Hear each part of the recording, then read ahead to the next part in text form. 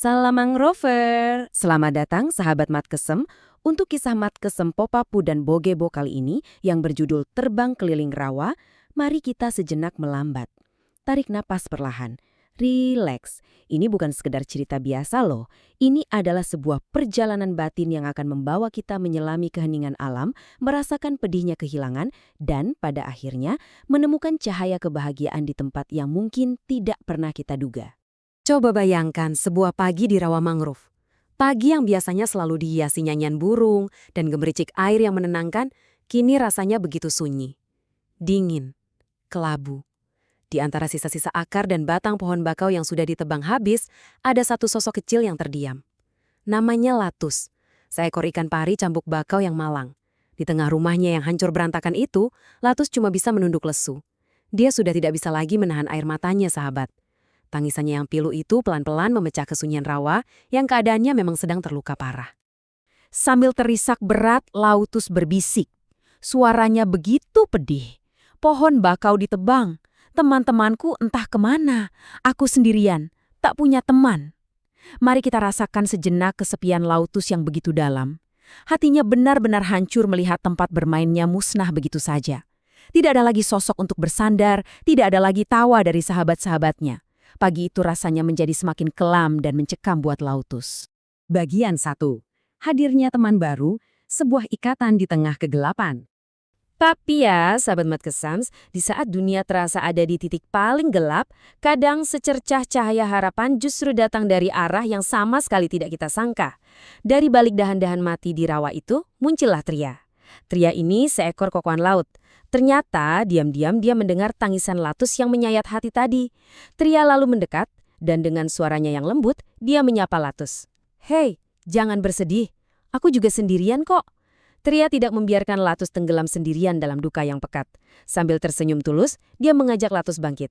"Mari bergembira dan terbang bersama keliling rawa," ajaknya. Manis sekali ya.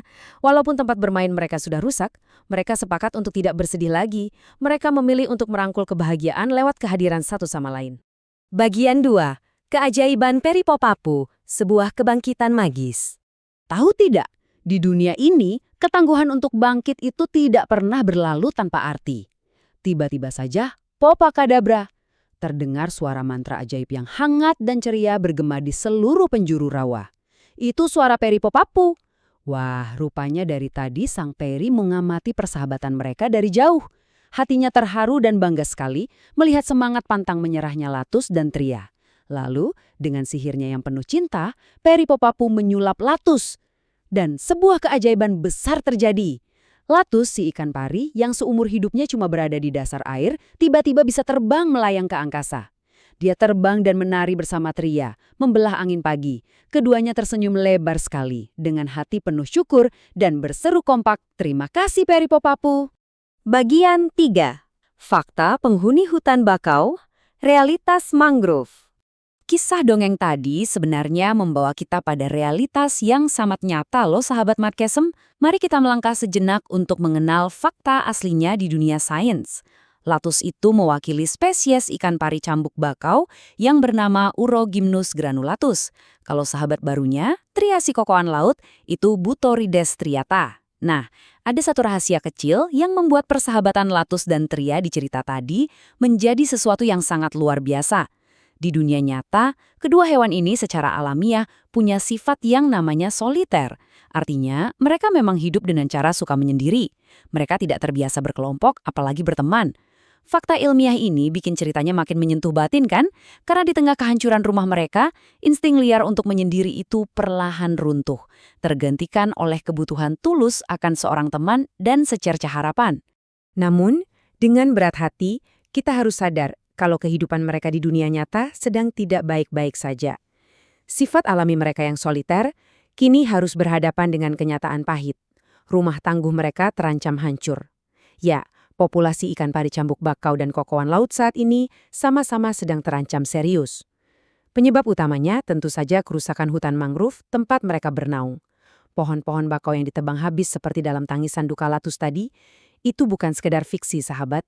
Itu adalah potret nyata dan menyedihkan yang sedang terjadi pada ekosistem berharga kita hari ini. Bagian 4. Pesan harapan masa depan. menghadapi hari esok. Dari sudut rawa yang sepi dan hancur, sampai akhirnya mampu terbang merdeka di angkasa, perjalanan cerita Latus dan Tria membawa pesan yang sangat menggugah hati kita semua. Kehilangan tempat berlindung, kehilangan teman, atau hal apapun yang berharga dalam hidup ini, tentu saja akan membawa luka yang teramat dalam. Dan ingat pesannya, sahabat Matkesem, kita boleh kok bersedih. Menangis sejadi-jadinya seperti Latus adalah hal yang sangat wajar bagi siapapun yang hatinya sedang terluka. Tapi, jangan biarkan kesedihan itu berlarut-larut sampai menghentikan langkah kita. Seperti Latus dan Tria yang memilih untuk bangkit, mari kita selalu menatap masa depan dengan wajah ceria dan penuh optimisme. Namun, coba kita renungkan sejenak. Jika di alam nyata Latus dan Tria tidak punya peri Popapu untuk menyelamatkan mereka, lalu langkah nyata apa yang bisa kita lakukan hari ini untuk menjadi keajaiban bagi rumah mereka yang tersisa? Coba dipikirkan ya. Terima kasih sudah hadir dan berbagi kehangatan dalam cerita hari ini. Sampai jumpa lagi dan semangat Mang Rovar!